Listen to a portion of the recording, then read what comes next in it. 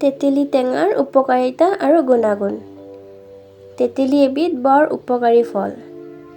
পকা তেঁতেলী দেখাৰ মাত্ৰই মুখত মিঠা টেঙা অনুভৱ হোৱাৰ লগে লগেই নিগৰি আহে জিভাৰ পানী। তেঁতেলী দাইলত দি, শাকৰ আঞ্জাত দি, জেলি বনাই, চাটনি বনাই, চৰবত বনাই, অকণমান নিমখ তেল সানি ভাতৰ লগত খোৱাৰ মজাই বেলেগ।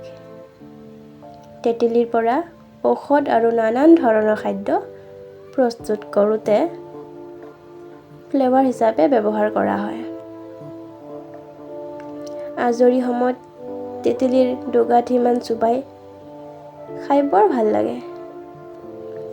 আগৰ দিনত অসমীয়া মানুহে প্ৰায় তেঁতেলী খাইছিল, কাৰণ গ'ল্ড ব্লাডাৰ ষ্ট'ন বেছিকৈ হোৱা নাছিল।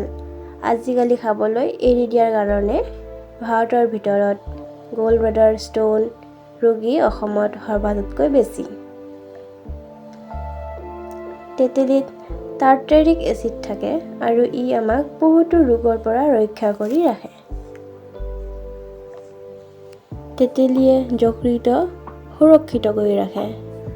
যকৃত বা লিভাৰৰ কোষ ধ্বংস হোৱাটো ৰোধ কৰে আৰু যকৃতৰ কাৰ্যক্ষমতা বৃদ্ধি কৰে। তেঁতেলী খালে জণ্ডিছ, হেপাটাইটিছ, লিভাৰ চিৰ'চিছ আদি ৰোগ হোৱাৰ সম্ভাৱনা কমি যায়। ভালদৰে বিপাক হ'লে বিপাক সম্বন্ধীয় ৰোগ, বাতৰক্ত বা ডায়েবেটিছ, তেজৰ কলেষ্ট্ৰল আৰু ইউৰিক এচিড বঢ়া আদি ৰোগ হোৱাৰ সম্ভাৱনা কমি যায়। তেঁতেলী নিয়মীয়াকৈ খালে গ'ল্ড ব্লাডাৰৰ কাৰ্যক্ষমতা প্ৰায় 20ৰ পৰা 25% বাঢ়ি যায়। গ'ল্ড ব্লাডাৰ সঘনাই আৰু সঠিকভাৱে সংকুচিত হয় বাবেই পিউৰস বা বাইল সম্পূৰ্ণৰূপে গ'ল্ড ব্লাডাৰৰ পৰা নিৰ্গিত হয়। কাৰণ এই গ'ল্ড ব্লাডাৰৰ ষ্ট'ন সহজে হ'ব নোৱাৰে। তৰস বা বাইলত 60% কলেষ্ট্ৰল থাকে আৰু ই ক্ষাৰীয়। গ'ল্ড ব্লাডাৰৰ কমকৈ সংকুচিত হ'লে কলেষ্ট্ৰলৰ বিশিষ্ট তৰসৰ গেট গ'ল্ড ব্লাডাৰৰ ভিতৰত সংকুচিত হৈ ষ্ট'ন গঠন হয়। এবাৰ গ'ল্ড ব্লাডাৰ ষ্ট'ন হ'লে অস্ত্ৰোপচাৰ কৰি গ'ল্ড ব্লাডাৰ উঠাই দিয়া হয়।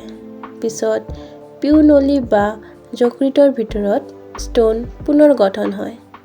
কিন্তু ব্যয়বহুল জটিল অস্ত্ৰোপচাৰ সকলোৰে পক্ষে সম্ভৱপৰ নহয়।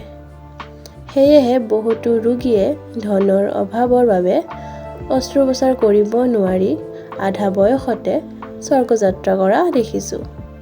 তাৰোপৰি যকৃতৰ ভিতৰত থকা ষ্ট'ন বা পাথৰৰ ঘঁহনিৰ পৰাই প্ৰায় যকৃত বা লিভাৰ কেঞ্চাৰ হৈ স্বৰ্গযাত্ৰা কৰে। তেঁতেলী খালে হজম শক্তি আৰু ব্যাপক সঠিকভাৱে হয়। পাচক ৰস অধিক পৰিমাণে নিঃসৰণ হোৱাৰ বাবেই সহজেই হজম হয়। সেয়েহে পেটৰ ৰোগৰ বাবে পৰিত্ৰাণ পোৱা যায়। তেঁতেলী খোৱাৰ ফলত শাৰীৰিক ৰোগ প্ৰতিৰোধ ক্ষমতা বৃদ্ধি হয় আৰু নিৰোগী জীৱন যাপন কৰিবলৈ সক্ষম হয়। তেঁতেলী খালে তেজৰ বিষাক্ত আৰু বৰ্জিত পদাৰ্থ পেচাবৰ সৈতে বাহিৰ হোৱাৰ ফলত তেজ পৰিষ্কাৰ হয়। সেয়েহে বিভিন্ন চৰ্ম ৰোগ, এলাৰ্জি আৰু শাৰীৰিক ৰোগৰ পৰা ৰক্ষা পাব পাৰি। তেঁতেলী খাওক আৰু সুস্থ থাকক। তেঁতেলী খালে তেজ পানী হয়, শৰীৰ দুৰ্বল হয়, যুৱতী আৰু মহিলাৰ মাহেকীয়া গণ্ডগোল হয় ইত্যাদি সম্পূৰ্ণ অন্ধবিশ্বাস আৰু ভ্ৰান্ত ধাৰণা।